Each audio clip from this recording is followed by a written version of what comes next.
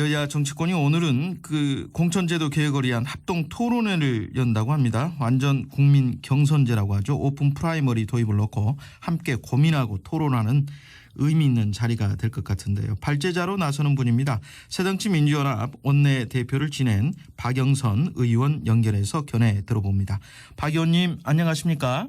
네, 안녕하세요. 예, 합동 토론회 주제가 완전 국민 경선제 오픈 프라이머리라고 하는 건데요. 발제할 내용에 주로 어떤 게 담겨 있습니까?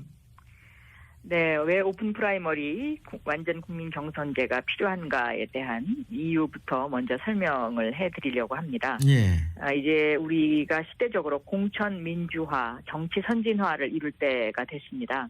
그래서 이 공천이 민주화가 되면은 집권 여당은 청와대의 거수기 역할을 하는 것으로부터 해방될 수가 있고요. 네. 야당은 계파를 청산할 수 있어서 정치 선진화가 이루어진다고 말씀드릴 수 있겠습니다. 그러면 이 공천 민주화의 핵심인 오픈 프라이머리에서 어떠한 오픈 프라이머리를 할 것이냐가 오늘의 이제 그 토론회의 주제가 될 것 같습니다. 예. 새정치민주연합에서는 이 오픈 프라이머리에 대해서 아직까지 당의 공식적인 어떤 그 안이 나와 있는 상태는 아닙니다만은 네. 제가 18대 국회와 또 19대 국회에서 이 오픈 프라이머리에 관한 법안을 제출을 한 바가 있습니다. 예. 제가 이 제출 법안은 탑2 오픈 프라이머리라고 해서요. 미국에서 그 오픈 프라이머리를 수십 년간 그 실시를 쭉 해왔는데 네. 그 실시에서 장단점을 이제 장점이 있고 다 제도라는 것이 다 단점도 있고 그렇지 않습니까? 네. 그런데 비교적 이 단점을 많이 없앤 오픈 프라이머리가 탑2 오픈 프라이머리라고 볼 수가 있겠습니다. 네. 다시 말하면은 그 선거에 나오고 싶어하는 모든 사람들이 다 나와서 1차적으로 예비선거 형태로 국민들로부터 선택을 받는 것이죠. 예. 이럴 때 그 1등과 2등 두 사람을 선택을 해서 그것도 당에 상관없이요. 예. 선택을 해서 본선으로 이제 가게 되는 것입니다. 네. 그래서 예를 들면 이제 우리나라 같은 경우에는 영호남의 문제가 있겠는데요. 예. 뭐 영호남에서는 호남지방에서는 새정치민주연합 의원들끼리 두 사람이 경쟁할 수 있고요. 영남도 마찬가지고요. 새누리당 의원들끼리 경쟁을 할 수가 있게 되는 거죠. 네. 그렇게 되면 공천 이콜 당선이라는 그런 도식도 없어지게 되고 국민들이 가장 원하는 사람을 국회의원으로 뽑을 수 있다는 그러한 장점이 있겠습니다. 예. 박 의원께서 이 국민공감혁신위원장 또 원내대표로 계실 때도 이 당 혁신 과제로 오픈 프라이머리 강조하셨던 거 기억이 납니다. 네네. 그런데 미국 말씀도 해주셨는데 이 미국의 경우에는 지금 오픈 프라이머리 통한 현역 의원 교체율이 4%에 불과하다고 그래요. 결국에 이 네. 오픈 프라이머리가 이 현역 의원들의 기득권 지켜주는 것 아니냐 이런 또 우려가 나오고 있지 않습니까?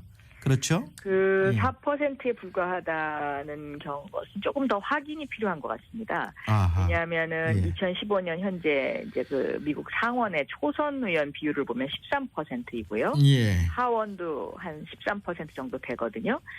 그러니까 결국 이것은 교체율이 13%라는 것을 의미를 하는 거죠. 예. 그러나 어쨌든 지금 질문하신 것처럼 우리나라의 현역 의원 평균 교체율 약 50%에 육박하는 것에 비하면 미국의 현역 의원 교체율이 낮은 것은 사실입니다. 예.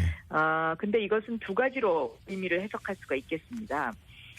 그 하나는 먼저 일 열심히 잘하는 국회의원들은 당 지도부나 청와대 눈치를 안 보고 공천에 신경 쓰지 않으면서 지역 주민들, 국민들을 위해서 일을 이제 열심히 할 수 있기 때문에 네. 계속해서 이제 그 당선이 된다는 이제 그런 어떤 의미가 있는 것이죠. 물론 그런 장점도 있죠. 네, 또 두 번째로는 또 국가적으로 좀 안정화, 그러니까 국회가 좀 안정될 필요도 있겠다. 네. 그러니까 현역 의원 교체율이 매번 절반에 육박하다 보면 초선 의원 비율이 너무 지나치게 많은 것도 국가 안정에는 도움이 되지 않는다라는 이제 그런 두 가지의 해석도 가능하지 않는가 이렇게 생각하고 있습니다. 네, 그러니까 물론 그런 장점도 분명히 있고요. 네. 그런데 이제 오픈 프라이머리 실시가 꼭 정치권에 진입하려고 하는 신인들에게는 좀 불리한 면이 있을 수밖에 없어서 별도의 어떤 보완책도 마련해야 하지 않느냐. 우윤근 원내대표도 그렇게 말씀을 하시더라고요.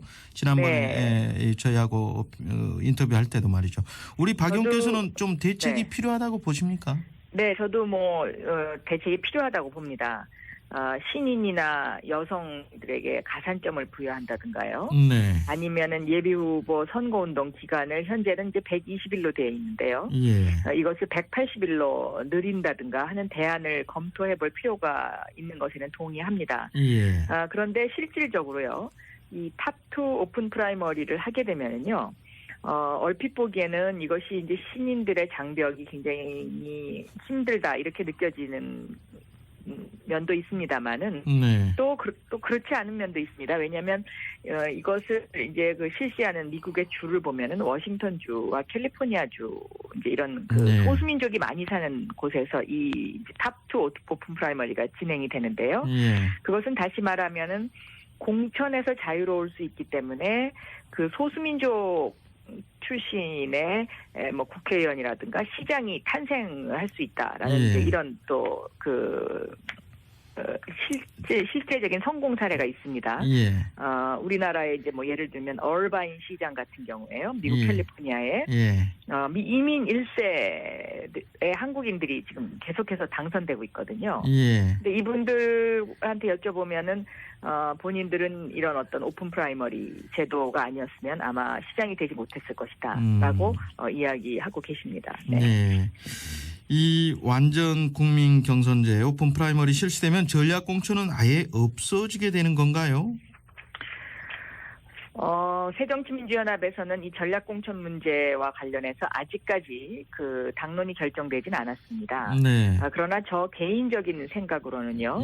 오픈 프라이머리를 실시한다면은 전략공천은 안 하는 게 좋겠다고 생각하고요. 원칙적으로요? 대신 원칙적으로 대신 이제 그 소수자라든지 전문가라든가 약자를 대표할 수 있는 후보들의 어떤 이 전략공천 문제는 비례대표제를 조금 그 숫자를 늘린다든가 아니면 비례대표 쪽으로 방향을 선회하는 것이 좋지 않을까 저는 그렇게 보고 있습니다. 그러니까 여성이나 장애인 또 전문가 이런 분들에 대한 비례대표를 지금 새누리당 보수혁신위원회는 가산점을 20%더 주겠다 이런 방안 내놓고 있던데 일종의 그런 방안도 방안으로서는 논의할 수 있다 이렇게 보시는 거고요. 그렇습니다.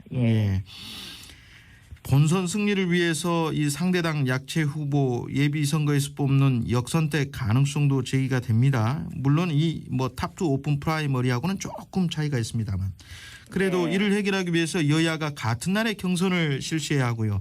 또 그러기 위해서는 이제 선거법 개정도 필요하다 그런 지적인데 이 부분에 대해서 박 의원님 견해는 어떻습니까?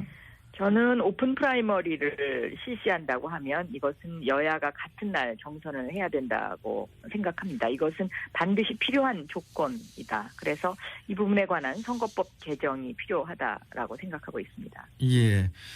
오픈 프라이머리를 또 어떤 선거 단위로 적용할지 이것도 논의가 돼야 될 것 같아요. 그러니까 그렇습니다. 지역구 국회의원 같은 모든 공직선거 단위에 적용할 건지 아니면 더 나아가서 기초의원 선거 모든 공직선거 후보자에게 적용할 건지 이 부분은 어떻게 보십니까? 저의 개인적인 생각으로는요. 오픈 프라이머리는 국회의원과 광역단체장 정도 시도지사 가운데 광역단체장. 네. 그리고 대통령 선거 이렇게 하는 것이 맞지 않나. 미국에서도 보면은 그 지방선거에 우리로 치면 이제 기초단체에 해당되는 그런 그 선거에는 이 오픈 프라이머리가 대부분 적용되지 않는 곳이 많습니다.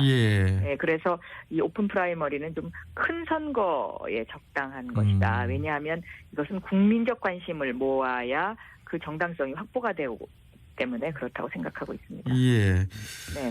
지금 오픈 프라이머리 도입에 대한 당내 의견 아직 뭐 일치가 돼 있지 않으니까요. 그런데 보면 대중적 지지도가 상대적으로 강한 친노계 의원들은 오픈 프라이머리를 좀 선호하는 것 같고 비노계나 옛 민주계는 이 당원 조직이 좀 탄탄해서 그런가요? 당내 경선을 선호하고 있는 그런 분위기인데 이 부분에 대해서는 어떻게 보고 계십니까? 저희가 정치 혁신을 해야 하는 그런 입장에 있기 때문에요. 예. 이 오픈 프라이머리라는 것 자체가 당의 기득권을 국민들에게 돌려드리는 것입니다. 그래서 저는 이제는 시대적으로 공천 민주화 또 정치 선진화를 앞장서서 혁신을 이루는 것이 맞다라고 보고 있습니다. 예. 전당대회 얘기 좀 해보겠습니다. 당권 주자들 간의 혁신 경쟁 지금 뜨거운데요. 혁신 경쟁은 뜨거운데 그런데 국민적 좀 관심은 좀 덜한 것 같고요. 지금 제1야당의 존재감 상실 또 야권 분열의 위기도 전당대회 이후에 지금 더 부각되고 있는 분위기인데 새정치민주연합 내부로부터의 어떤 혁신이 가능하다 이렇게 보십니까? 박 의원께서? 그것이 28 전당대회가 안고 있는 굉장히 중요한 과제라고 보고 있습니다. 그래서 예. 지금 그 전당대회에 당대표로 출마하신 세 분의 어깨가 무거운 것도 사실이고요. 예. 그 세 분이 어떠한 목소리를 내고 어떠한 모습을 보여주느냐에 따라서 앞으로 새정치민주연합에 많은 그 향배가 달려있다 이렇게 생각하고 있습니다. 네. 예. 추가로 질문 하나 더 드려보겠습니다. 당내 상황과 맞물려서 내년 총선에서의 친노 중진 용태론 좀 어렵습니다. 이게 호남 3선 불가론 이런 주장들이 지금 혁신 방안이라고 나오는데 어떻게 받아들이십니까? 저는 그러한 어떤 이제 그 주장들을 하시는 분에 대해서도 뭐 다 나름대로 이유가 있다고 생각합니다. 그런데 네. 그러한 주장들을 그 해결할 수 있는 방법이 바로 이 오픈 프라이머리입니다. 예. 그러니까 오픈 프라이머리를 통해서 공천권을 국민에게 드리면은요. 예. 국민들의 선택에 의해서 당은 이제 그 국민들의 선택을 따라가는 것이죠. 예. 그렇기 때문에 이 오픈 프라이머리가 그래서 저는 오픈 프라이머리 도입이 그래서 중요하다라고 보고 있습니다. 지금 후보로 나서고 있는 문재인 의원 같은 경우에 나 공천권 내려놓기 위해서 나왔다 이런 말씀도 하셨는데 그 말씀도 네. 오픈 프라이머리로 가는 그런 방향으로 잡고 계시다 이렇게 보고 계십니까? 문재인 후보는 제가 알기에는 오픈 프라이머리에 굉장한 관심을 갖고 있는 후보라고 제가 생각을 하고 있습니다. 예. 시간이 다 됐습니다. 짧게 한 가지 여쭤보겠습니다. 요즘 네. 연말정산 파동 때문에요. 또 국회 상임위 지금 속해 있는 상임위가 기획재정이시죠? 네. 예. 정부 여당이 어떻게 부랴부랴 4월 국회에서 세법 다시 개정해서 문제가 되는 조항들 세금 뭐 다시 환급해 주겠다 이런 결정했습니다만 연말정산 파문 근본적으로 문제가 뭐라고 보십니까? 일종의 이것도 세금의 불평등 현상입니다. 그러니까 왜 월급쟁이한테만 계속 이렇게 세금을 걷어갔냐는 것이죠. 다시 말하면은 지금 그 새누리당과 집권 그 세력들이 뭐 법인세라든가 재벌 특혜에서 벗어나지 못하고 국민들한테 자꾸 서민들한테 이제 세금을 더 걷어가려는 그런 꼼수가 이번에 들킨 것인데요. 네. 저는 이 대안으로 자본소득세를 좀 늘려야 된다고 생각하고 있고요. 예. 세금의 그 형평성을 위해서. 예. 그리고 재벌들에게 주어지는 특혜 세제가 굉장히 많이 있습니다.